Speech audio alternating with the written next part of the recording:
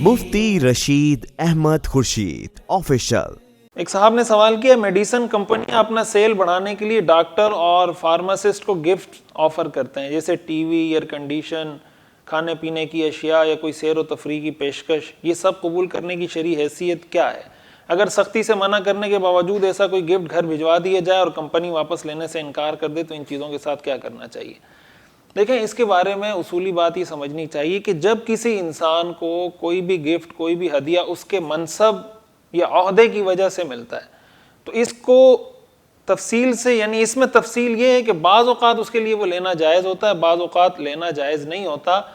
حدیث شریف میں آتا ہے، حضور علیہ الصلوۃ والسلام نے ایک مرتبہ ایک صحابی کو زکوٰۃ وصول کرنے کے لیے بھیجا، تو جب وہ واپس تشریف لائے تو حضور علیہ الصلوۃ والسلام کی خدمت میں پیش کیا کہ یہ زکوٰۃ کے اموال ہیں اور یہ وہ چیزیں جو مجھے ہدیے میں ملی۔ حضور علیہ الصلوۃ والسلام ممبر پر تشریف لے گئے اور آپ نے فرمایا کہ میں لوگوں کو زکوٰۃ وصول کرنے کے لیے بھیجتا ہوں، پھر جب وہ آتے ہیں تو کہتے ہیں یہ تمہارا ہے اور یہ مجھے ہدیہ ملا ہے۔ افلا قعد فی بیت ابیہ او فی بیت امہ حتی ینظر ایہدی الیہ ام لا، وہ اپنے گھر میں بیٹھ کے ذرا دیکھتا ہے کہ یہ ہدیہ اس کو پھر بھی ملتا ہے یا نہیں، یعنی اگر اس کے پاس یہ عہدہ، یہ منصب نہیں ہوتا، کیا پھر بھی لوگ اس کو یہ ہدیہ دیتے یا نہیں دیتے؟ اس سے ایک اصول یہ سمجھ میں آ رہا ہے کہ اگر آپ کو یہ جو بھی گفٹ مل رہا ہے، جو بھی آپ کو ہدیہ مل رہا ہے، آپ کے منصب کی وجہ سے مل رہا ہے اور اس ہدیے کی وجہ سے اس کا نقصان آپ سامنے والے کسی مریض کو پہنچا رہے ہیں، وہ کس صورت میں ہو سکتا ہے؟ مثال کے طور پر اس صورت میں کہ آپ نے ان سے یہ معاہدہ کر لیا ہے کہ میں آپ کی میڈیسن کے علاوہ کوئی میڈیسن لکھ کے نہیں دوں گا، حالانکہ آپ کو پتہ ہے کہ اس میڈیسن کے علاوہ بھی اس کا کوئی علاج ہے اور وہ سستا علاج ہے، لیکن چونکہ انہوں نے آپ کو گفٹ دے رکھے ہیں، اس گفٹ کی وجہ سے، ان ہدایہ کی وجہ سے آپ ان کو اسی کمپنی کی میڈیسن لکھ کر دیتے ہیں، کسی دوسری کمپنی کی میڈیسن لکھ کر نہیں دیتے۔ اس کا مطلب اس کا نقصان آپ اس کو پہنچا رہے ہیں۔ اسی کے ساتھ ساتھ اس میں ایک چیز یہ بھی سامنے رکھنی چاہیے کہ آپ کو پتہ ہے کہ کوئی دوسری دوائی اس کے لیے مفید ہے، لیکن پھر بھی آپ یہ دوائی لکھ کے دے رہے ہیں اس لیے کہ یہ اس کمپنی کی ہے اور انہوں نے مجھے گفٹ دی ہیں، اگر میں یہ لکھ کر نہیں دوں گا تو میرے یہ گفٹ اور ہدایہ بند ہو جائیں گے۔ اسی کے ساتھ ساتھ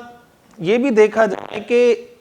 اگر کمپنیاں ان گفٹس اور ان ہدایہ کی وجہ سے اپنی دوائیوں کی کوالٹی اور معیار پر تو کہیں سمجھوتا نہیں کرتے، ایسا تو نہیں کہ انہوں نے آپ کو گفٹ دی ہے اس کی وجہ سے وہ کوالٹی گرا رہے ہیں کہ ڈاکٹر کے پیسے بھی پورے کرنے ہیں، ان کو گفٹ بھی دینے، لہٰذا اس کا اور کوئی حل تو ہے نہیں تو دوائی کا یا ان چیزوں کا معیار گرا دو۔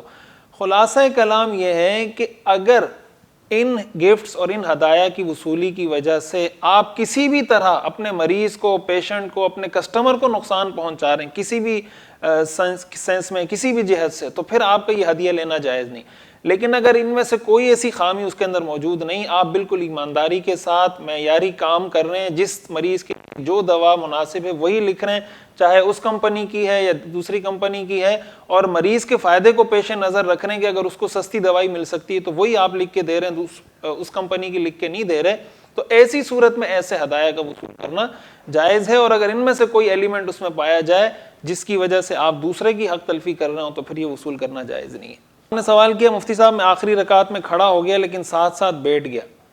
تو سجدہ سہو واجب ہوگا یا نہیں؟ یعنی اگر آخری رکعت میں آپ بیٹھے نہیں تھے اور سیدھے کھڑے ہو گئے، پھر آپ کو یاد آیا اور آپ نے سجدہ نہیں کیا تھا، یعنی مثلا 4 رکعت کی نماز تھی، 5ویں رکعت کے لیے آپ کھڑے ہوئے اور 5ویں رکعت میں بھی آپ سجدے میں نہیں گئے تھے کہ آپ کو یاد آیا اور آپ بیٹھ گئے، تو آپ سجدہ سہو کر لیں